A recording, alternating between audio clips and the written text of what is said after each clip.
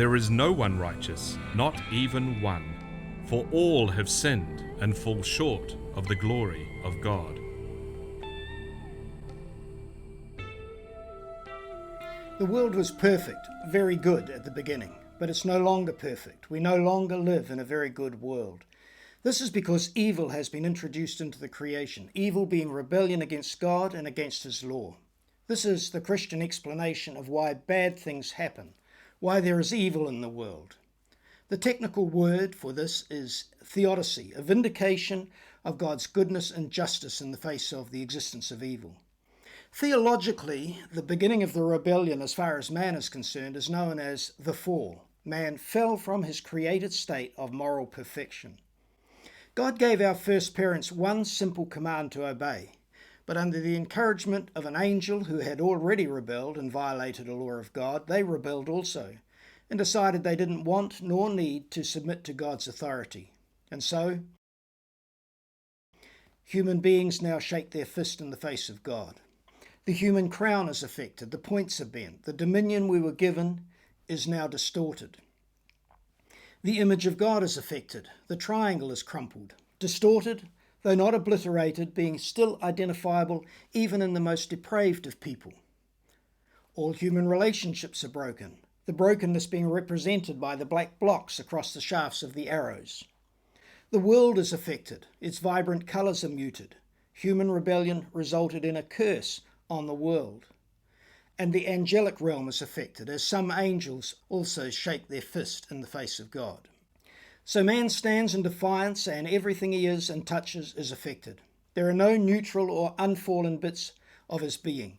This idea, called the total depravity of man, doesn't mean that practically human beings always do the worst things possible. Obviously, every one of us could do worse things than we do. It means that every fibre of our being is fallen. The rebellion against God has touched every part of us. There's a deep irony here.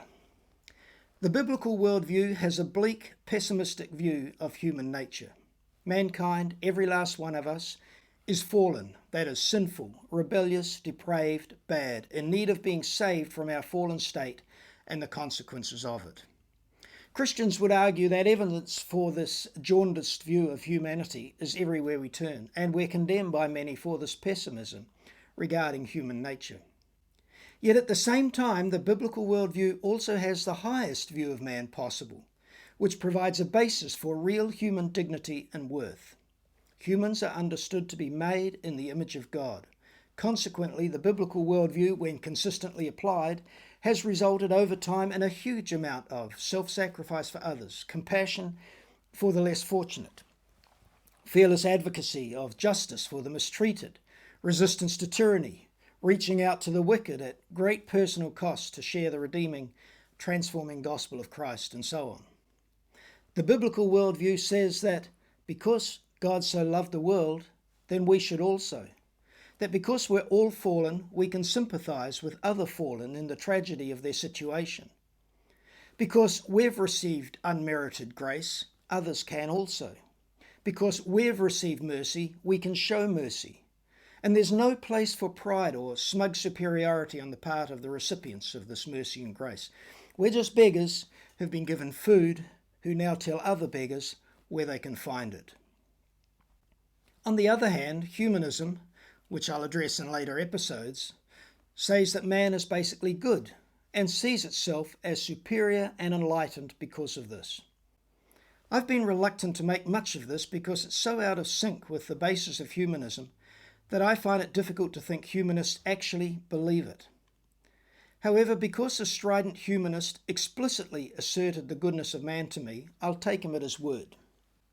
So, ironically, here we have a view which, though having no basis for moral distinctions, asserts man as basically good, while at the same time it has the lowest view of man possible.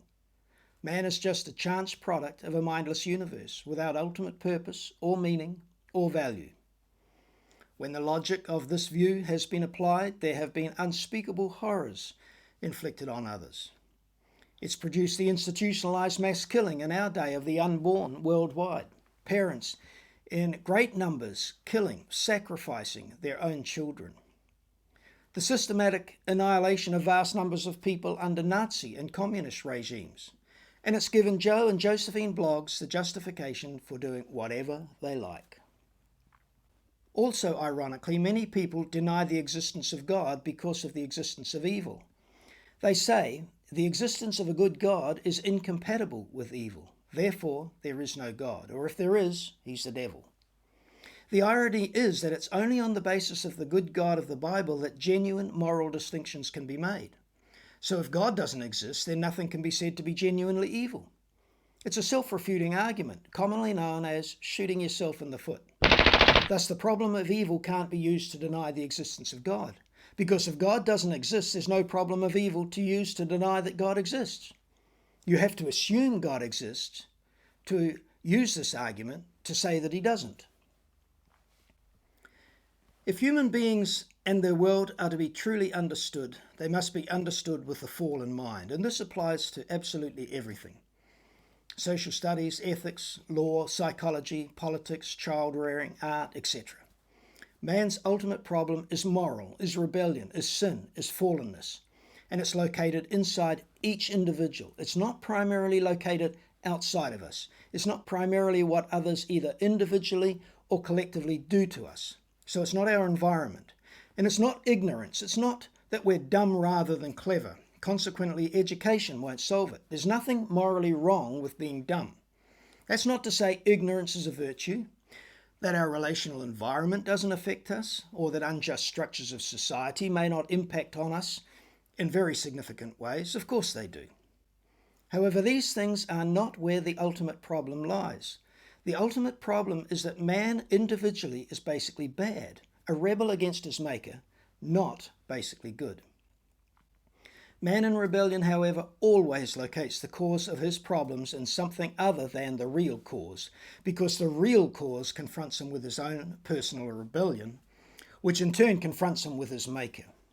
Often others, either individuals or groups, are demonized as being the embodiment of evil and so worthy of any atrocity committed against them. Yet our own evil is overlooked. Socialism institutionalizes this demonization with its concept of class conflict, as does Islam with its concept of the house of peace and the house of war. Because of this denial of ultimate causes, real solutions to many of man's problems are beyond his reach.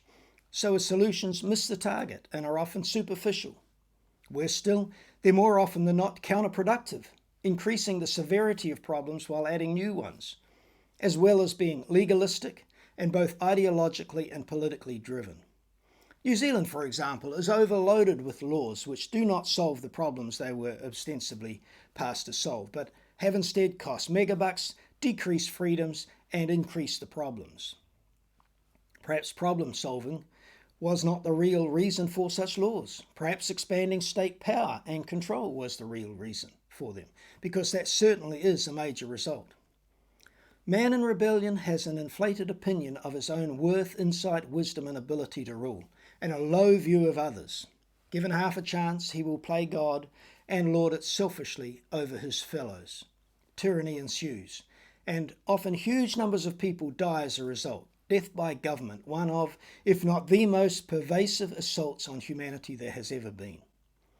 Also, evil oftentimes co-opts the language of compassion, the language of the good, to mask the evil and appeal to emotions. And thus evil can look attractive and as though it will work in the present in the short term, and good can sometimes seem harsh in the short term while producing its good fruit long term. Present-orientated fallen man thus finds evil perversely attractive. When this is applied to the policy of governments, evil, unwise, foolish decisions and policies, which are sold using the language of compassion, often win out, and the society at large and long term loses out. An example of this in New Zealand was the successful socialist policy aimed at controlling families by outlawing physical correction of children. It can superficially sound kind to say kids should not be physically corrected and that smacking kids is child abuse, as was claimed. But such lack of correction produces long-term disaster. Alternatively, it can be made to sound brutal for adults to smack kids. All parents who smacked their kids were basically said to be child abusers. And yet the good fruit of a smack, correcting rebellion, far outweighs the physical pain a child feels through loving correction by parents who do not want their children to grow up undisciplined. Minimum wage or living wage laws are spun the same way. They sound like they will help the less advantaged, but in fact intrude the state into the relationship between employer and employee and deprive those whose labour is worth less than the minimum wage, mostly youth and minority groups, of the opportunity to get a job. Such laws sound compassionate towards the poor, but in fact discriminate against the poorest and increase their hardship. Only one part of the creation is unfallen. That section is the obedient angels. The rest of the creation is in a state of rebellion. If we are to have a biblical understanding of humanity, then we must take these things into account. Man was originally good and not evil. He was created in the image of God and thus has immense imputed value and dignity. He was made to rule and thus was created with work to do. But things have changed. Man is not in the original state. He is now in rebellion and has a natural tendency to evil. Man is at war on all fronts, against God, against his fellows, against his home, and even against his own best interests. And he can't carry out the work he was created for in the ways originally intended. In fact, he often seeks ways to avoid personal productivity, to offload the costs of his choices or actions onto others, preferring to gain wealth and ease at the expense of others in ways that violate the law of God. Corporately, in playing God, he enslaves, institutionalizes covetousness and theft, and sets up systems that stifle and discourage individual creativity and production, socialism being the most graphic modern example of this. Yet when man fell, he did not jump out of the hand of God, because no creature can. Every creature is sustained moment by moment by the Creator, whether they're obedient or disobedient. And so the creature, now the rebellious creature, may stamp on the hand of God, or he may bang nails into it, as he eventually did, but he can't get out of the hand of God. Every creature is absolutely dependent on its Creator for its existence. In response to the rebellion, God spoke into his world and judged it. He did so apparently to make the world that he had made an appropriate place for rebellious creatures to live. He put a stamp or a curse upon it so that these rebellious creatures would continually run up against a wall they could not go beyond. They'd be continually reminded of their weakness and frailty, their limitations, their mortality. He made us subject to death, so that despite virtually all pervasive but ridiculous claims by humans to deity, we would be constantly reminded that we are not God. 'Tis the wink of an eye, 'tis the draught of a breath, from the blossom of health to the paleness of death, from the gilded saloon to the bier and the shroud. Oh, why should the spirit of mortal be proud? But proud he is. And God made us subject to death so that eventually, through a death, we could be forgiven and restored. Some angels rebelled. They're still angels, only now they're rebellious angels. They're now called demons, and the leader of them is the devil or Satan. Human beings rebelled. They're still human beings, only now they're rebellious human beings. Romans chapter 1 is considered by many the most important and profound passage in the Bible for understanding the nature of the human condition and its worldview effects. It's worth being reflected on often. I am not ashamed of the gospel, because it is the power of God for the salvation of everyone who believes, first for the Jew, then for the Gentile. For in the gospel a righteousness from God is revealed, a righteousness that is by faith from first to last, just as it is written, the righteous will live by faith. The wrath of God is being revealed from heaven against all the godlessness and wickedness of men who suppress the truth by their wickedness, since what may be known about God is plain to them, because God has made it plain to them. For since the creation of the world, God's invisible qualities, his eternal power and divine nature have been clearly seen, being understood from what has been made, so that men are without excuse. For although they knew God, they neither glorified him as God, nor gave thanks to him, but their thinking became futile, and their foolish hearts were darkened. Although they claimed to be wise, they became fools, and exchanged the glory of the immortal God for images made to look like mortal man, and birds, and animals, and reptiles. Therefore God gave them over to the sinful desires of their hearts, to sexual impurity for the degrading of their bodies with one another. They exchanged the truth of God for a lie, and worshipped and served created things rather than the Creator, who is forever praised. Amen. The rest of the chapter spells out in brief terms what results from this rejection of the Creator, results which eventually and inevitably occur whenever the Creator is rejected. They exchanged the truth of God for a lie and worshipped and served created things rather than the Creator. The word worship has the idea of to honour or revere something or someone who possesses or is deemed to possess worth, value, quality and merit. The English word comes from the Old English withskip, which in turn is made up of two words, worth equaling worth with the added suffix skype or ship, which has the meaning possessing a quality, state, condition, rank, status or office. Thus worship means worthship or possessing worth. Human beings orientate their lives on the basis of that which they consider to be of highest, of greatest, of ultimate worth.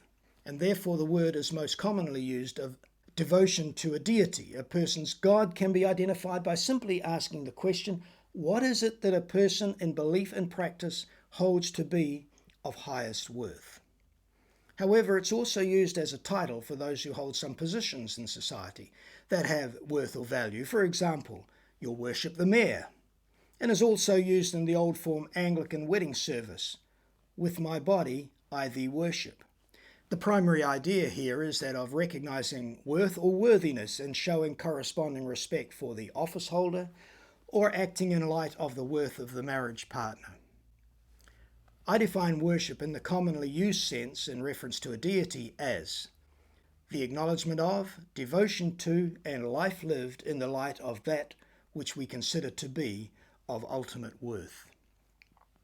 As all people hold something to be of ultimate worth, all people are worshippers. And as all people are worshippers, all people are religious, despite protests to the contrary from many. So it's not a question of whether or not a person worships. The question is, what is it they worship? Whatever is held to be of ultimate worth is for the worshipper God. The relationship man had with the Creator at creation clearly had worship as an integral part of it. God was acknowledged correctly as being of ultimate worth. Why? Because he's the Creator and thus infinitely superior to anything he's created. This relationship broke when man rebelled and no longer considered his Maker to be of ultimate worth. This didn't stop man worshipping, however. He simply moved something else into the position of ultimate worth. In other words, he redirected his worship. This denial of God's worth to consider something else of greater worth than God is a critical aspect of the rebellion. The worship aspect of man's being, instead of going outside the creation to the Creator, simply turned back within the creation and man began worshipping created things. If God's not acknowledged as of ultimate worth, then the only place left to find something to which you can attribute ultimate worth is within the creation. All that's left to worship is a creature. There are no other options, and it can be any creature. They worshipped and served created things rather than the Creator. Actually, when the one true God is rejected, man generally becomes a polytheist. He worships many gods. This is because no creature can encompass in its being all the aspect of God's being, and thus a number of substitutes need to be found to replace God when he's turned from. Historically, man has normally had a pantheon of gods, such as gods of war, forests, seas, fertility, etc., with some of these gods being deemed more important than others, perhaps depending on what part of life was deemed most important, or most important at the time. or at a stage of life. The Apostle Paul was very disturbed while in Athens to see the city full of idols, an idol in this case being a physical representation of a substitute for the true God. In fact, someone said that Athens at the time contained more gods than people. Polytheism apparently ran rampant in Athens. Modern man is no different. People today still hold something or things as being of ultimate worth. Most often the arrow comes right back onto themselves, and they make themselves the chief god in the pantheon of gods. Adam and Eve did this. They put themselves above God when they rebelled, considering their own choice of right and wrong to be of greater worth than that of God's, and so they worshipped themselves. They also worshipped Satan, as they considered his word as of greater worth than God's word, and a guide for their actions. All explicit belief and worship of God or gods in our day is labelled religion and contrasted with the views of those who would call themselves atheists, non-theists, secularists, humanists or such like, who would claim vigorously that they're not religious. But once again, the question is not whether a person is or is not religious, but to what religion do they adhere? Religious philosophical questions are questions such as, why is there something rather than nothing? Where did everything come from and how? Why is it here? Where is it going? What is a human being? Are there any rules around here? If so, why? And who makes them? And who makes them stick? Where does ultimate authority lie and why? What is of ultimate worth? Everyone asks and answers such questions one way or another, consciously or unconsciously. The answers may be different, and may be clearly stated or garbled or even unstated. But just as the questions are all religious philosophical questions, so all the answers, whatever they may be, and whether articulated or not, are religious philosophical answers. And thus everyone is equally religious and should never be allowed the semantic cultural advantage of hiding behind a smokescreen of saying they're not religious. To be labelled religious today is to be biased, bigoted perhaps, irrelevant definitely, and to be excluded from the table in discussions about significant matters in our culture. For example, I was in a discussion about child abuse on a political internet forum some time ago and was told in no uncertain terms by some participants that if I wanted to discuss the morality of abortion, as I was doing, seeing I consider abortion to be child abuse, I should go on to a religious forum. Morality, which is a religious issue, had no place in the discussion. I declined to conform. But then neither did all the people who wished to exclude me, because on that thread and others they were constantly making moral judgments, though one's more culturally acceptable than mine. In our dealings with those around us, we should never let them get away with the claim that they're not religious. In today's world, it's a semantic ploy to load the dice in the atheist's favour. If we concede to their claim, we've immediately put ourselves at a disadvantage which we'll have immense difficulty overcoming. We'll have effectively allowed ourselves to be nailed shut in a box of irrelevancy. I'm not prepared to tolerate such a disadvantage. I prefer to either fight on a level playing field or downhill. I do not like fighting uphill. So if a person tries to gain an advantage over me in a discussion by claiming they're not religious, I alert them to the fact that they're just as religious as I am, only with a different religion, and we should clear that matter up before we proceed. It bothers me greatly that many Christian commentators have bought into the religious, non-religious terms and categories and thus have accepted their opponents' defining of the issue. Whoever defines an issue and controls the language surrounding an issue normally wins the debate, at least culturally. Man, by rebelling, became guilty, and God declared him guilty and condemned. So man was destined for chains. The same rebellion and redirection of worship our first ancestors chose happened with the rebellious angels as well. However, unlike human beings, who have all been afflicted with rebellion from our ancestors, not all angels rebelled, and so we still have unfallen, obedient angels whose relationship with God is unmarred. Angels apparently don't reproduce and so don't have ancestors to inherit rebellion from. The fallen angel the Bible refers to as Satan figures prominently in the thinking of many Christians. The most important thing you can know about Satan, which doesn't seem to receive much attention, is that he's a creature. Because he's a creature, he's as much in the hand of God as we and every other creature. He's just as dependent on God for his moment-by-moment existence as we are. Any rule, power, or authority he has derives from God and can only be maintained as God sees fit. As a creature, he can by definition never win in any conflict with God. All God needs to do with any rebellious creature, Satan included, is close or withdraw his hand, and he's finished. Satan is not another God outside the hand of God. There's no dualism with a bad God and a good God who have a war of the ages going on between them, with the good God, by some fluke, we hope, there's no certainty in such a view, managing to win in the end. And this despite the fact that oftentimes evil seems to triumph, good is vanquished, and victory does not appear assured. Without a perspective that goes beyond the dark times and grounds an almighty God who is working his purposes out, and who will eventually bring all wrongdoers, including Satan, to account, there's no certainty that good will win to provide us hope and brighten our day. All we're left with is despair when evil triumphs. Satan's been built up by some people to almost be a match for God. That's a heresy. James tells us, "Resist the devil, and he will flee from you." We shouldn't think of Satan as being less influential and less powerful than he is, or even deny, as some do, that he exists. But neither should we credit him with greater power and ability than he has. To remember that he's a creature will help us keep him in perspective. And one other thing about Satan and the rebellious angels. We know that rebellious, sinful human beings are egotistical, selfish, arrogant, prone to disharmony and conflict in relationships, and being tyrants have given half a chance. This is the nature of rebellious man and is manifest everywhere humans form into groups. We see it in gross form, expressed in totalitarian regimes such as Stalin's purges or during the terror of the French Revolution. We see it in democratic political parties, the infighting, backstabbing, leadership challenges, etc. And also in tiddlywink and cage bird clubs.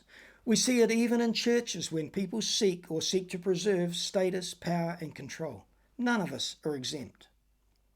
The kingdom of darkness is not a kingdom of love, but of power and domination. I see no reason why demons should not betray all the same characteristics of selfishness, arrogance, disharmony, and tyranny we see among humans. Tolkien illustrates this throughout his Lord of the Rings classic, but in particular in the episode at Cirith Ungol where the garrison of orcs destroys themselves by infighting.